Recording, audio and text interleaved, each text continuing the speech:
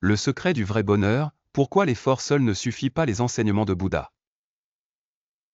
Bonjour à tous. Aujourd'hui, je veux vous poser une question, quel est votre mode de vie? Que répondriez-vous si quelqu'un vous demandait quel genre de vie vous souhaitez mener? Dans la vie, il y a des moments où l'effort est essentiel. Je suis sûr que beaucoup d'entre vous ont travaillé dur dans le passé, persévérant à travers des moments difficiles avec la conviction que si vous essayez suffisamment, quelque chose de bon en sortira. Mais, faisons une pause un instant et réfléchissons. Est-il vraiment suffisant de continuer à avancer pour atteindre le bonheur? Aujourd'hui, nous allons explorer l'importance de l'effort, mais plus important encore, je vais parler de deux autres aspects qui sont encore plus cruciaux pour mener une vie épanouissante. Je vais le faire en partageant deux histoires qui illustrent ces principes. Le premier principe est le pouvoir de la concentration mentale, et le second est le pouvoir de l'auto-observation. Plongeons et comprenons comment ces deux éléments sont cruciaux pour le vrai bonheur. Histoire 1, le jeune moine et la cuillère d'eau. Il était une fois un jeune moine qui se sentait mécontent et frustré. Il avait l'impression que son temple actuel était rempli de commérages, de luttes de pouvoir et de négativité, ce qui rendait impossible sa concentration sur sa croissance spirituelle. Dans son désespoir, il alla voir son maître et demanda à partir, demandant s'il pouvait être envoyé dans un temple plus paisible. Le maître, après avoir écouté calmement, demanda « Pourquoi ressentez-vous cela? Y a-t-il quelque chose de spécifiquement troublant dans ce temple? Dites-moi en plus. » Le jeune moine, de plus en plus agité, continua « Maître, les moines ici sont consumés par des luttes de pouvoir. Ils parlent de chacun et disent du mal de moi et des autres. Certains moines passent leur journée à bavarder, et dans un tel environnement, comment puis-je me concentrer sur ma formation spirituelle? S'il vous plaît, envoyez-moi dans un endroit plus calme. » Le maître, qui avait écouté calmement, hocha la tête et dit « Je comprends vos préoccupations, et je vais accéder à votre demande. Mais avant de le faire, j'ai une condition. Je veux que vous portiez une cuillère d'eau autour du temple sans en renverser. Si vous pouvez le faire, je vous enverrai au temple paisible comme promis. » Le jeune moine accepta et marcha prudemment autour du temple, surveillant la cuillère pour s'assurer qu'aucune goutte d'eau ne se renverse. Des heures plus tard, il retourna auprès de son maître, déclarant fièrement « Maître, je l'ai fait. J'ai fait le tour du temple sans renverser une goutte d'eau. Maintenant, s'il vous plaît, envoyez-moi au temple paisible. » Le maître, souriant doucement, demanda « Je vais vous envoyer, mais d'abord, dites-moi, avez-vous entendu des commérages? Avez-vous entendu quelqu'un dire du mal de vous ou des autres moines? » Le jeune moine, faisant une pause un instant, répondit « Non, maître. J'étais tellement concentré sur le fait de ne pas renverser l'eau que je n'ai rien entendu d'autre. » Le maître hocha la tête avec satisfaction et dit « Exactement. Lorsque vous concentrez toute votre attention sur vos objectifs, les distractions externes, peu importe leur bruit, ne peuvent pas troubler votre paix. Où que vous alliez, vous rencontrerez toujours des personnes et des situations qui peuvent vous déranger. Mais si vous restez concentré sur votre but, vous trouverez la paix intérieure, peu importe où vous êtes. La leçon, concentration mentale. Que nous enseigne cette histoire? Elle nous enseigne que lorsque nous sommes pleinement concentrés sur nos objectifs, nous ne sommes pas distraits par le bruit et la négativité qui nous entourent. Si souvent dans la vie, nous essayons d'échapper à des environnements ou des situations inconfortables, pensant que le bonheur se trouve ailleurs. Mais en réalité, le problème n'est pas l'environnement externe, il est en nous. Lorsque nous pouvons trouver la paix intérieure, peu importe où nous sommes, nous pouvons faire face à n'importe quel défi avec un esprit calme et serein. C'est le pouvoir de la concentration mentale. C'est la capacité d'ignorer les distractions, de se concentrer pleinement sur ce qui compte le plus, et de ne pas laisser les circonstances externes perturber notre paix. La concentration mentale ne consiste pas à se forcer à ignorer tout le reste. Il s'agit de rediriger votre attention vers ce qui est vraiment important et de laisser le bruit du monde s'estomper en arrière-plan. Dans nos vies modernes, les distractions sont partout.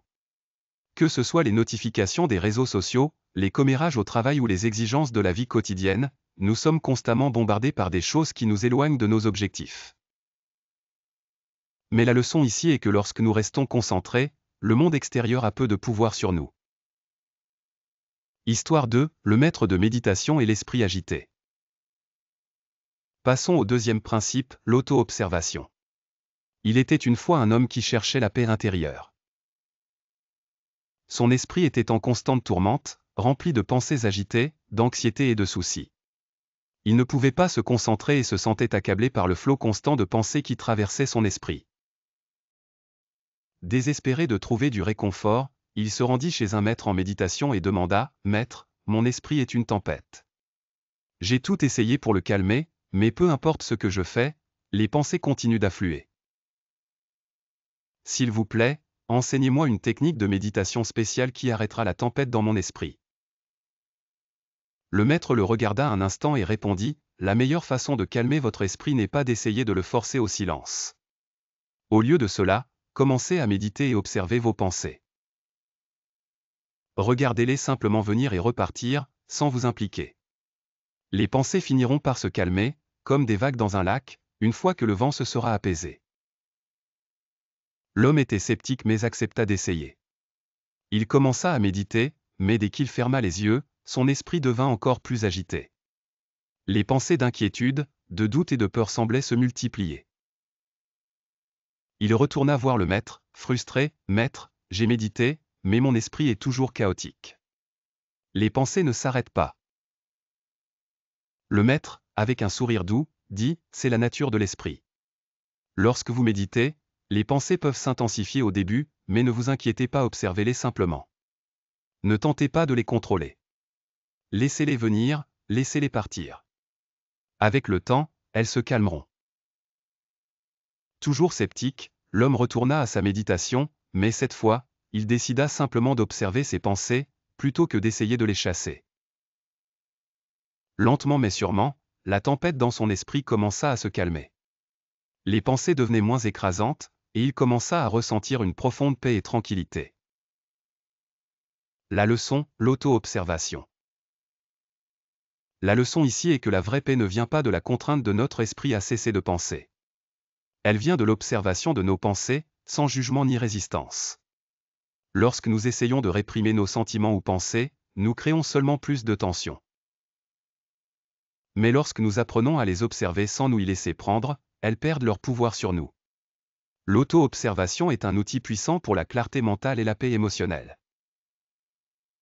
Il s'agit d'accepter nos émotions, de les reconnaître sans essayer de les changer, et de les laisser passer naturellement. Cette pratique de pleine conscience nous aide à rester ancrés et en paix, peu importe ce qui se passe autour de nous. Conclusion, le pouvoir de la concentration et de l'observation. Alors, qu'avons-nous appris aujourd'hui? Il y a deux pratiques essentielles pour atteindre le vrai bonheur, la concentration mentale et l'auto-observation. Ces deux qualités sont plus importantes que l'effort seul.